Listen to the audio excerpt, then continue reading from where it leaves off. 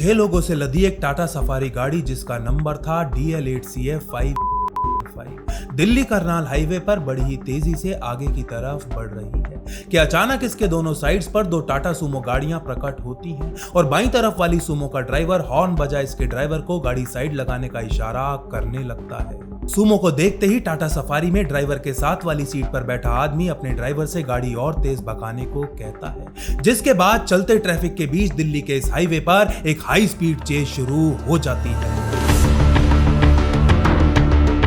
दोनों टाटा सूमो गाड़ियों में सादे कपड़े पहने दिल्ली पुलिस की स्पेशल सेल के ऑफिसर सवार थे और ये किसी भी कीमत पर इस टाटा सफारी को दिल्ली बॉर्डर क्रॉस कर हरियाणा में घुसने नहीं दे सकते थे। इसीलिए पुलिस की एक सूमो गाड़ी रॉन्ग साइड में घुसती है और फुल स्पीड पर अगले यू टर्न से स्किड मारती हुई टाटा सफारी के सामने आकर खड़ी हो जाती है, जबकि दूसरी सूमो बाईं तरफ से आती है और इसके दरवाजों को पूरी तरह ब्लॉक कर देती है। दोनों सूमो गाड़ियों के रुकते ही स्पेशल सेल के लगभग दर्जन भर ऑफिसर्स बिजली की फुर्ती से बाहर निकलते हैं और इस टाटा सफारी के ऊपर अपनी सर्विस रिवॉल्वर्स तान देते हैं।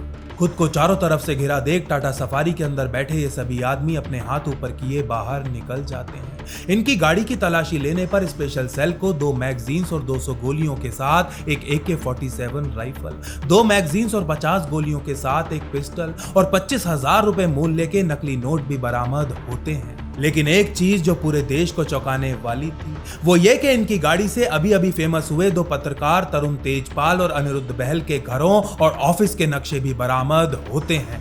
गिरफ्तारी के बाद हुई पुलिस की आइडेंटिफिकेशन में इन आदमियों के नाम भी सामने आ जाते हैं। ये 6 आदमी थे अनिल कुमार शहरावत, राजकुमार, राकेश, दिनेश कुमार, ओमवीर और भूपिंदर त्यागी। इनमें से 5 आदमियों का तो कोई पुलिस रिकॉर्ड नहीं था, लेकिन भूपिंदर त्यागी यूपी और बिहार के अपराध जगत का एक नामी गिरामी हिस्ट्री शीटर था। इन दोनों राज्यों का कोई ही थाना ऐसा होगा जहां इसके नाम की फाइल नहीं पड़ी होगी। ऐसे खूंखार अपराधियों के पास 2 पत्रकारों के घर और ऑफिस के नक्शे आखिर क्या कर रहे थे? 2 पत्रकार जिनके एक स्टिंग ऑपरेशन के चलते अभी कुछ हफ्ते पहले ही बीजेपी के प्रेसिडेंट और देश के रक्षा मंत्री तक को इस्तीफा देना पड़ गया था। ऐसे पत्रकारों को आखिर कौन निशाना बनाना चाहता था?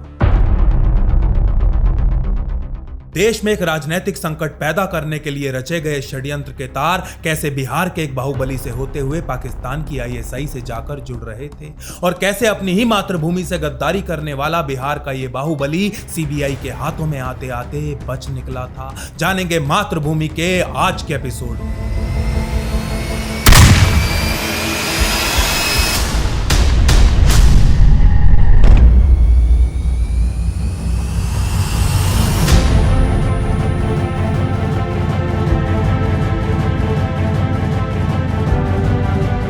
नमस्कार, जय मां भारत। अक्टूबर 1999 में जब श्री अटल बिहारी वाजपेयी तीसरी बार देश के प्रधानमंत्री बनते हैं तो इस बार अपना कार्यकाल पूरा कर ही लेते हैं। इससे पहले वो 1996 में केवल 13 दिन के लिए और 1998 में 1 साल के लिए देश के प्रधानमंत्री रहे थे, लेकिन इस बार NDA के नेता के तौर पर वो प्रधानमंत्री पद पर पूरे 5 साल रहते हैं और ऐसा करने वाले देश के पहले गैर कांग्रेसी प्रधानमंत्री भी बन जाते हैं। लेकिन अपने इस तीसरे कार्यकाल में वाजपेयी जी को एक के बाद एक कई संकटों का सामना करना पड़ता है। अभी उन्हें प्रधानमंत्री बने ठीक से 2 महीने भी पूरे नहीं हुए थे कि IC-814 फ्लाइट की हाईजैकिंग हो जाती है। इसके बाद 22 दिसंबर 2000 के दिन दिल्ली के लाल किले के ऊपर आतंकी हमला होता है और इसके ठीक 1 साल बाद 13 दिसंबर 2001 को भारत की संसद को भी निशाना बनाया जाता है। लेकिन दिसंबर 2001 के संसद हमले से 7 महीने पहले वाजपेयी सरकार के ऊपर एक ऐसा संकट आया था जिसने उन्हें काफी ज्यादा शर्मसार किया था। इस संकट का नाम था तहलका। तहलका एक न्यूज वेबसाइट थी जिसे तरुण तेजपाल और अनिरुद्ध बहल नाम के 2 महत्वाकांक्षी पत्रकारों ने शुरू किया था। 14 मार्च 2001 के दिन इस वेबसाइट द्वारा किए गए स्टिंग ऑपरेशन के वीडियोस देश के लगभग हर छोटे बड़े न्यूज चैनल के ऊपर दिखाए जा रहे थे। ऑपरेशन वेस्ट एंड नाम के स्टिंग ऑपरेशन में बीजेपी के उस समय के प्रेसिडेंट, आर्मी के कुछ वरिष्ठ अफसर और NDA के कुछ नेता कुछ अंडरकवर पत्रकारों से घूस लेते हुए दिखाई पढ़ रहे थे। केवल 1 साल पुरानी इस न्यूज वेबसाइट ने बिल्कुल अपने नाम की ही तरह काम किया था। तहलका का स्टिंग ऑपरेशन पूरे देश में तहलका मचा चुका था। बीजेपी के उस समय के प्रेसिडेंट बंगारू लक्ष्मण और देश के रक्षा मंत्री जॉर्ज फर्नांडिस दोनों को ही इस्तीफा देना पड़ गया था। इस स्टिंग ऑपरेशन ने NDA सरकार को शर्मसार तो किया ही था, लेकिन इसके गठबंधन को भी टूटने की कगार पर लाकर खड़ा कर दिया था। एक तरफ तो इस राजनीतिक भूचाल ने 7 रेस कोर्स की नींदें उड़ा दी थी, वहीं दूसरी तरफ दिल्ली से 700 किलोमीटर दूर इस्लामाबाद में भी ये संकट किसी को रात रात भर जगा रहा था। इस्लामाबाद स्थित आईएसआई के हेडक्वार्टर्स में इस संकट का इस्तेमाल कर भारत को राजनीतिक तौर पर अस्थिर बनाने का षड्यंत्र रचा जा रहा था। भारत में एनडीए की सरकार को गिराने के लिए आईएसआई तहलका के तरुण तेजपाल और अनिरुद्ध बहल को खत्म करने का निर्णय ले चुकी थी। आईएसआई की इस योजना के अनुसार यदि ऐसे समय में एनडीए के नेताओं को एक्सपोज करने वाले ये दोनों पत्रकार मारे जाते तो सबकी उंगलियां सरकार पर ही उठती, विवाद होता, सरकार गिरती और भारत में राजनीतिक अस्थिरता जन्म ले लेती। लेकिन आईएसआई के सामने दुविधा ये थी कि ये काम किससे करवाया जाए, तेजपाल और बहल के ऊपर ट्रिगर किससे खिंचवाया जाए। अब तक आईएसआई अपने अनुभवों से एक बात तो सीख चुकी थी कि इस प्रकार के कामों के लिए भारत के ही स्थानीय डॉन्स का इस्तेमाल करना सही रहता है, क्योंकि उनके पास ट्रेंड मैन पावर, स्थानीय नॉलेज और जरूरी हथियार पहले से ही मौजूद होते हैं। वैसे भी इस समय तक भारत में आईएसआई के सारे गुर्गे या तो जेलों में बंद थे या फिर देश छोड़कर भाग चुके थे। इसीलिए आईएसआई को इस काम के लिए किसी ऐसे आदमी की तलाश थी जो इन लोगों के जितना ही खतरनाक हो, लेकिन भारत की इंटेलिजेंस एजेंसीज के रेडार पर भी ना हो। आईएसआई की ये तलाश उसको बिहार के अपराध जगत के एक बाहुबली के पास पहुंचा देती है। ये बाहुबली अपराध जगत में सक्रिय होने के साथ साथ कानून से फरार चल रहा था और देश की संसद का एक सदस्य भी था। इसका नाम था मोहम्मद शहाबुद्दीन। 10 मई 1967 को सिवान जिले के परतापुर गांव में जन्मा शहाबुद्दीन केवल 19 साल की आयु में ही अपराध जगत में आ गया था और अपने करियर में हत्याओं, हत्या के प्रयासों और दूसरे अनगिनत गंभीर अपराधों में शामिल रहा था। लेकिन जब तक बिहार पुलिस उसे एक अभ्यस्त अपराधी घोषित कर उसकी हिस्ट्री शीट खोलती है, तब तक वो पुलिस के लिए अत्यंत शक्तिशाली बन जाता है। 1990 में शहाबुद्दीन राजनीति में अपना डेब्यू करता है और चुनाव जीत बिहार विधानसभा में आ जाता है। 1995 में दोबारा एमएलए बनने के बाद शहाबुद्दीन का राजनीतिक कद काफी ऊंचा हो जाता है और आरजेडी के कर्ता धर्ता लालू प्रसाद यादव उसे अपनी पार्टी से लोकसभा चुनावों का टिकट दे देते हैं। 1996 के लोकसभा चुनावों में शहाबुद्दीन अपने घर सिवान से ही चुनाव लड़ता है और अपने बाहुबल के आधार पर बड़ी आसानी से चुनाव जीत देश की संसद तक पहुंच जाता है। इसके बाद तो शहाबुद्दीन मानो अपराध के हवाई घोड़े पर सवार होकर उड़ने लगता है। आए दिन सिवान में उसके आदमियों द्वारा पुलिस वालों और सरकारी कर्मचारियों के साथ मारपीट और फायरिंग करना बिल्कुल आम सी बात हो जाती है। मार्च 2001 में बिहार पुलिस के ऑफिसर संजीव कुमार शहाबुद्दीन की पार्टी के एक वर्कर मनोज कुमार पप्पू को अरेस्ट करने शहाबुद्दीन के आवास पर जाते हैं। जैसे ही इंस्पेक्टर संजीव कुमार पप्पू का अरेस्ट वारंट शहाबुद्दीन को दिखाते हैं, वो उनके मुंह पर एक जोर का चांटा जड़ देता है और उसके गुंडे संजीव कुमार और उनके साथ आए पुलिस वालों की खूब पिटाई करते हैं। उस समय तो पुलिस वालों को अपनी जान बचा वहां से भागना पड़ता है, लेकिन वो जल्द ही दोबारा इकट्ठे होते हैं। पड़ोसी राज्य उत्तर प्रदेश से भी पुलिस वालों को बुलाया जाता है और इस बार संख्या बल से लैस सिवान पुलिस शहाबुद्दीन के किला रूपी घर के ऊपर धावा बोल देती है। पुलिस और शहाबुद्दीन के आदमियों के बीच कई घंटों तक फायरिंग एक्सचेंज होती है, जिसमें 2 पुलिस वाले और शहाबुद्दीन के 8 आदमी मारे जाते हैं। शहाबुद्दीन और उसके बचे हुए आदमी पुलिस की 3 गाड़ियों में आग लगा अंधाधुंध फायरिंग करते हुए वहां से बच निकलते हैं। मकान की तलाशी में पुलिस को कई AK-47 राइफल्स और हजारों गोलियां बरामद होती हैं, जिसके बाद बिहार पुलिस शहाबुद्दीन के ऊपर कई और केस दर्ज कर डालती है, लेकिन अभी भी उसको पकड़ नहीं पाती। अब शहाबुद्दीन फरार था, कानून से भागता फिर रहा था और यही वो समय था जब आईएसआई उससे संपर्क करने का निर्णय लेती है। इस मुठभेड़ के बाद उस समय के बिहार के डीजीपी डीपी ओझा एक प्रेस कॉन्फ्रेंस कर मीडिया को बताते हैं कि पिछले कुछ समय से शहाबुद्दीन कश्मीर के अलगाववादी नेताओं और आईएसआई के एजेंट के साथ संपर्क बनाए हुए है। इस प्रेस कॉन्फ्रेंस के कुछ घंटों बाद ही बिहार की राबड़ी देवी सरकार डीजीपी ओझा को उनकी पोस्ट से हटा देती है। राजनीतिक दबाव और धमकियों के चलते अपने तबादले के केवल 6 महीने बाद ही डीपी ओझा को रिटायरमेंट भी लेना पड़ जाता है। बांग्लादेश में आईएसआई का एक एजेंट बैठा हुआ था जिसका कोड नेम था जैन साहिब। जैन साहिब नेपाल में आईएसआई के एक एसेट सलीम मियां अंसारी के साथ संपर्क बनाए हुए था। अंसारी नेपाल का एक कुख्यात माफिया लीडर होने के साथ साथ कम्युनिस्ट पार्टी ऑफ नेपाल से नेपाल का कैबिनेट मंत्री भी रह चुका था। जनवरी और फरवरी 2001 के बीच नेपाल में सलीम मियां अंसारी के घर पर जैन साहिब और शहाबुद्दीन के बीच 2 मीटिंग्स होती हैं। इन मीटिंग्स में शहाबुद्दीन अपने एक शार्प शूटर भूपिंदर त्यागी को भी साथ ले जाता है। त्यागी उत्तर प्रदेश का एक कुख्यात गैंगस्टर था और पैसे के लिए लोगों को मारना उसके लिए काम से ज्यादा एक आदत सी बन चुकी थी। नेपाल में हुई इन मीटिंग्स में ही जैन साहिब शहाबुद्दीन को तरुण तेजपाल और अनिरुद्ध बहल की सुपारी देता है। यह कॉन्ट्रैक्ट लेने के बाद शहाबुद्दीन त्यागी को दिल्ली जाने का आदेश देते हुए उससे कहता है कि जब दिल्ली में उसकी टीम तैयार हो जाएगी तो जरूरी हथियार भी उस तक अपने आप पहुंच जाएंगे। इसके बाद त्यागी दिल्ली पहुंचता है और कुछ ऐसे लोकल गुंडों को अपनी टीम में भर्ती करता है जिनका कोई पुलिस रिकॉर्ड नहीं था। टीम तैयार होने के बाद त्यागी और उसके रंगरूट तेजपाल और बहल के घरों और ऑफिस की रैकी करना शुरू कर देते हैं। इस दौरान त्यागी काठमांडू में बैठे अपने आईएसआई के हैंडलर से भी लगातार संपर्क बनाए रखता है और उनको नियमित अपडेट्स देने के लिए फोन कॉल्स भी करता रहता है। त्यागी द्वारा नेपाल की गई एक ऐसी ही फोन कॉल को एक दिन आईबी इंटरसेप्ट कर लेती है। कॉल में हो रही बातचीत से आईबी को दिल्ली में चल रहे षड्यंत्र के बारे में पता चल जाता है और वो तुरंत दिल्ली पुलिस की स्पेशल सेल के साथ ये सारी जानकारी और फोन नंबर शेयर कर देती है। स्पेशल सेल भी बिना कोई समय गवाए नेपाल के उस नंबर के इनकमिंग और आउटगोइंग सभी फोन नंबर्स को सर्वेलेंस पर डाल देती है।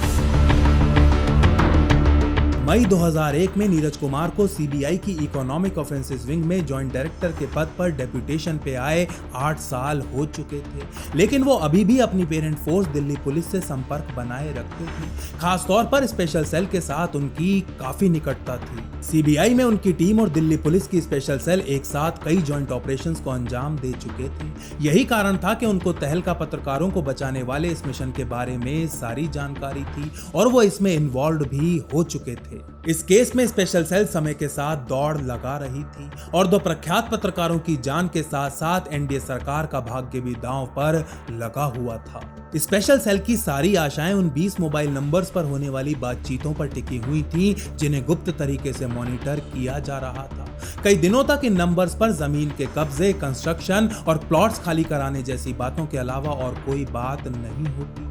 समय हाथ से निकला जा रहा था और अब इन कॉल्स को सुनना स्पेशल सेल को हाथ पर हाथ धरे बैठे रहने जैसा लगने लगा था।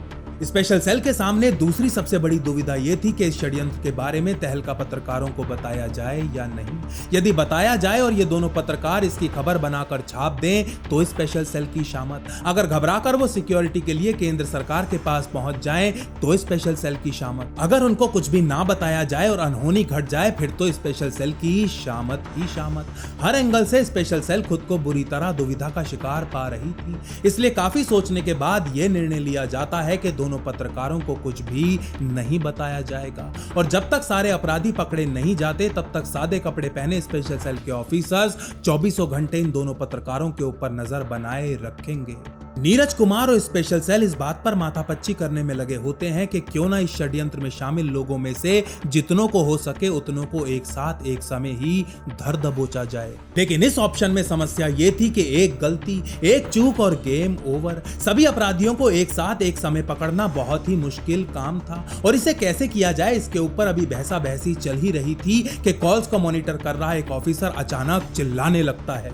जिस इंटरसेप्ट को वो सुन रहा था उसमें इस षड्यंत्र में शामिल सारे गुंडे पहली बार एक साथ एक जगह मिलने की योजना बना रहे थे। ये सभी लोग उत्तर पश्चिमी दिल्ली के भलसवा डेरी इलाके में मिलने की बात कर रहे थे। इस कॉल के खत्म होते ही स्पेशल सेल इलाके के चारों तरफ एक जाल बिछा देती है और सांसें रोकने वाले इंतजार में बैठ जाती है। अगले दिन यानी 5 मई 2001 को दिल्ली करनाल हाईवे पर हुई उस हाई स्पीड कार चेज के बाद इस षड्यंत्र के 6 आदमी पकड़े जाते हैं। लोधी कॉलोनी थाने में केस दर्ज करने के बाद इन सभी को जेल में डाल दिया जाता है, लेकिन इस षड्यंत्र का मास्टरमाइंड, आईएसआई से तेजपाल और बहल की सुपारी लेने वाला, दुश्मन के साथ मिल अपने ही देश की जड़ें काटने वाला शहाबुद्दीन अभी भी कानून की पहुंच से कोसों दूर था।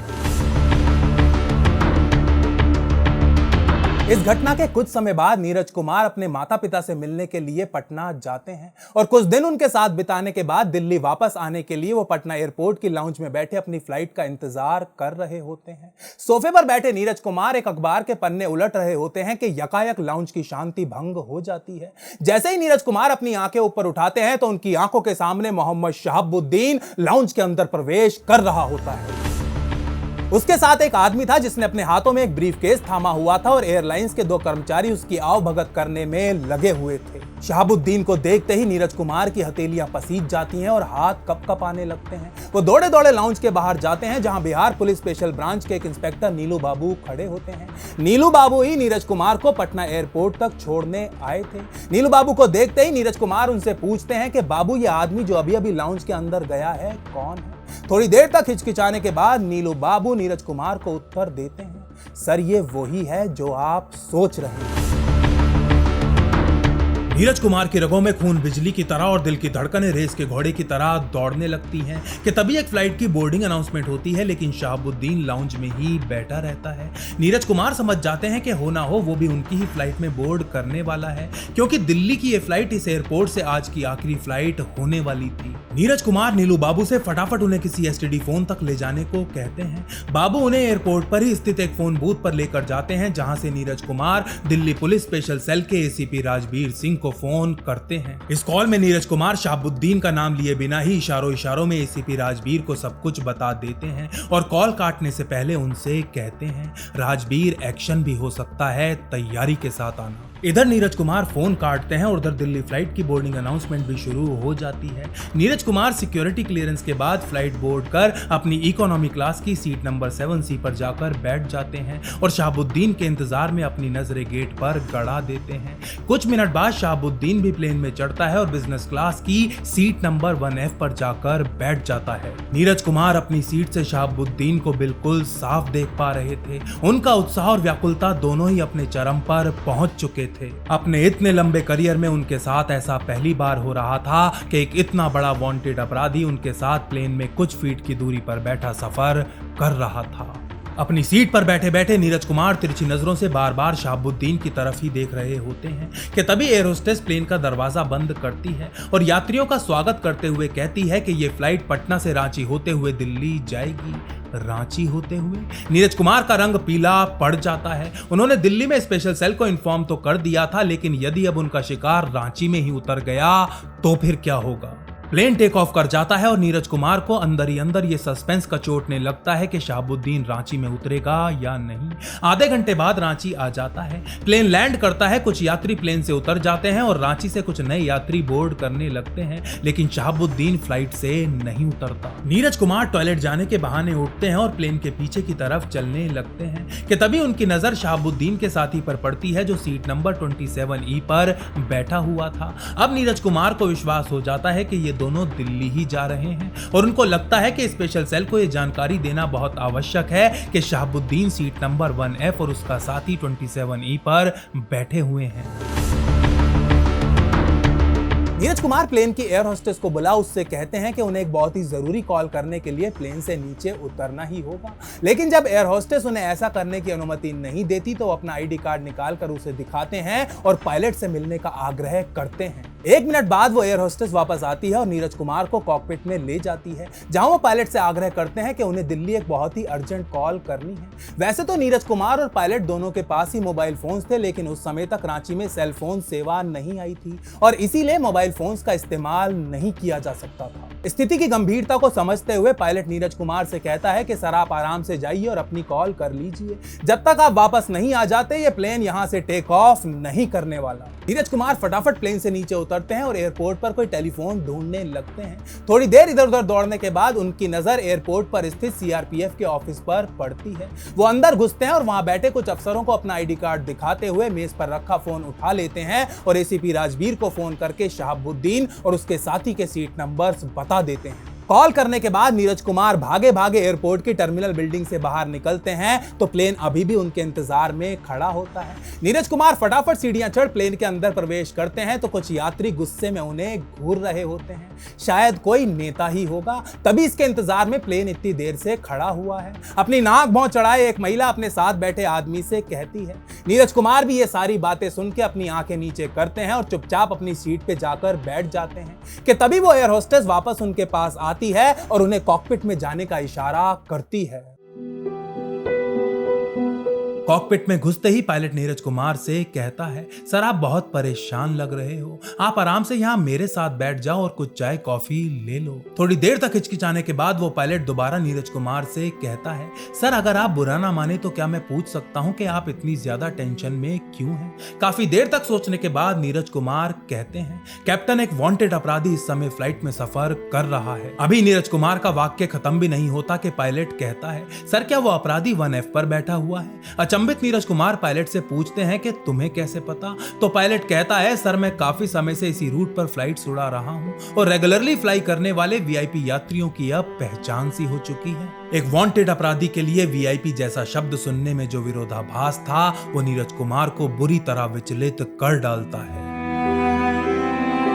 बातों बातों में रास्ता बीत जाता है और प्लेन दिल्ली की तरफ अप्रोच करने लगता है। पायलट नीरज कुमार से पूछता है कि सर आप क्या चाहते हैं कि मैं लैंडिंग के बाद क्या करूं? तो नीरज कुमार उससे कहते हैं कि जब तक स्पेशल सेल के ऑफिसर्स प्लेन में घुसकर शहाबुद्दीन और उसके साथी को पकड़कर बाहर ना ले जाएं, तब तक यात्रियों को नीचे ना उतरने दिया जाए। दिल्ली आ जाती है और प्लेन रनवे पे लैंड करके धीरे धीरे अपनी टैक्सी पोजीशन की तरफ बढ़ने लगता है। नीरज कुमार अपना सेल फोन ऑन करके एसीपी राजबीर सिंह के मोबाइल पर कॉल करते हैं, लेकिन वो अपना फोन नहीं उठाते। नीरज कुमार उनके ऑफिस लैंडलाइन पर कॉल करते हैं, लेकिन वहां से भी कोई उत्तर नहीं आता। परेशान नीरज कुमार एसीपी राजबीर के जूनियर इंस्पेक्टर मोहन चंद शर्मा के फोन पर कॉल करते हैं, लेकिन वो भी अपना फोन नहीं उठाते। आज से पहले कभी भी ऐसा नहीं हुआ था।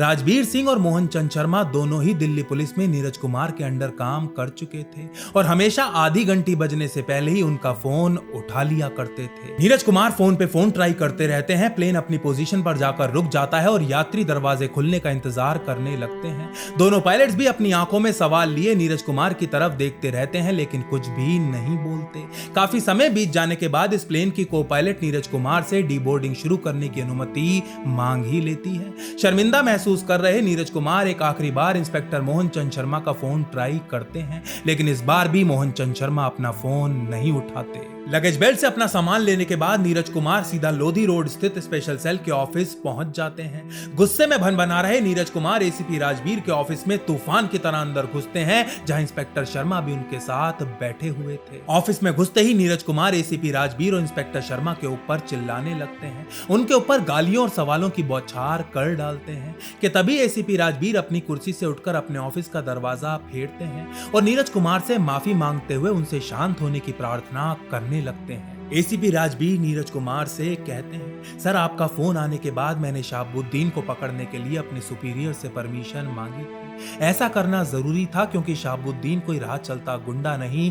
बल्कि इस देश का एक सिटिंग एमपी है। एसीपी राजबीर बताते हैं कि उनके बॉस ने उन्हें एयरपोर्ट जाने से तो साफ मना कर ही दिया था, लेकिन नीरज कुमार से भी दूर रहने का सख्त आदेश दिया था।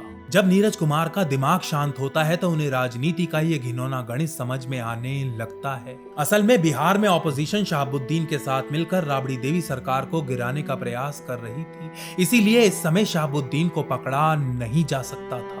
इस बात से कोई फर्क नहीं पड़ता था कि शहाबुद्दीन इस देश की सरकार को गिराने का एक गंभीर षड्यंत्र रच चुका था और आज वही सरकार उसको गिरफ्तार करने की अनुमति भी नहीं दे रही थी। इस बात से भी कोई फर्क नहीं पड़ता था कि वो नियमित रूप से आईएसआई और देश के दुश्मनों के संपर्क में था, उनके साथ काम कर रहा था। कुर्सी की लालसा और सत्ता लोभ के सामने इन सब बातों के कोई मायने नहीं थे।